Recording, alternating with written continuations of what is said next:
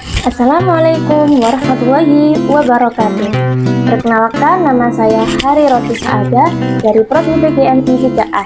Di sini saya akan menjelaskan tentang perkembangan masa pubertas. Pengertian kata pubertas berasal dari kata Latin yang berarti usia kedewasaan. Masa puber atau pubertas menurut Ruth bahwasanya masa puber adalah suatu tahap dalam perkembangan di mana terjadi kematangan alat-alat seksual dan tercapai kemampuan reproduksi. Tahap ini disertai dengan perubahan-perubahan dalam pertumbuhan, somatis, dan perspektif psikologi. Ciri-ciri masa puber. Masa puber adalah periode unik dan khusus yang ditandai oleh perubahan-perubahan perkembangan tertentu yang tidak terjadi dalam tahap-tahap lain dalam rentang kehidupan. Yang pertama yaitu periode tumpang tindih, periode yang singkat, masa pertumbuhan dan perubahan yang sangat pesat, dan masa puber dibagi dalam tahap-tahap. Selanjutnya ada kriteria pubertas.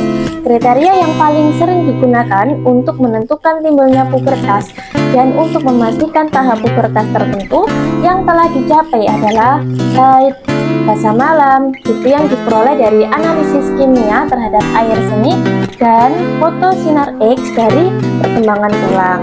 Nah, ada kondisi-kondisi yang menyebabkan perubahan pubertas.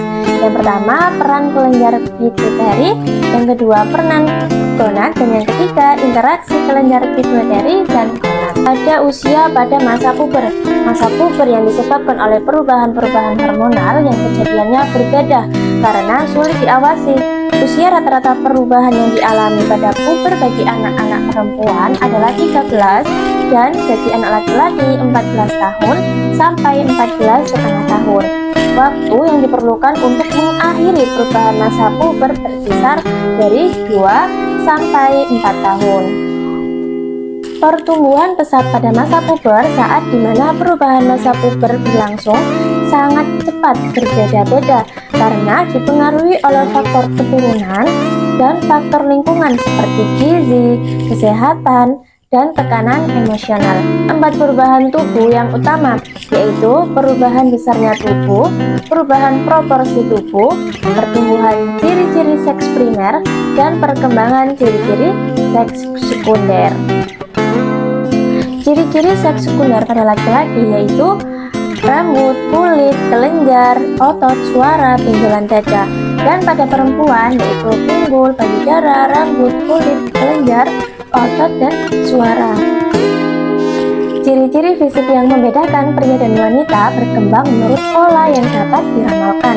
Tetapi pada akhir masa puber, semua pola ini sudah matang atau mendekati tingkat kematangan.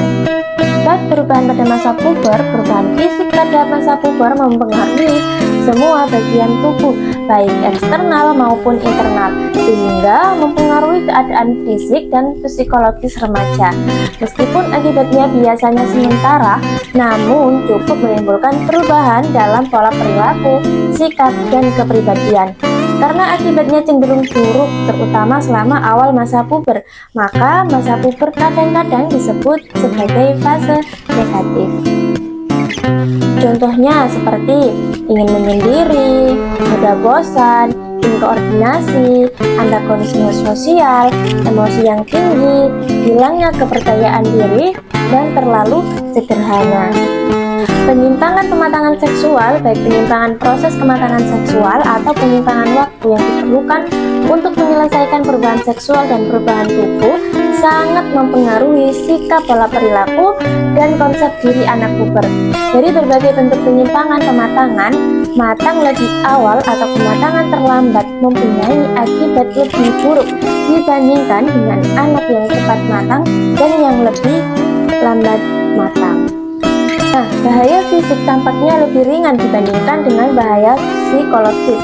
Bahaya psikologis yang paling umum terjadi adalah kecenderungan untuk mengembangkan konsep diri yang kurang baik, berprestasi rendah, tidak mau menerima perubahan jasmani, atau peran seks yang memperoleh dukungan sosial dan penyimpangan pematangan seksual.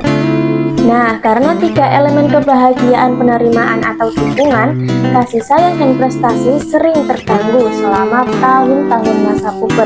Masa puber cenderung merupakan salah satu periode rentang kehidupan yang paling tidak bahagia.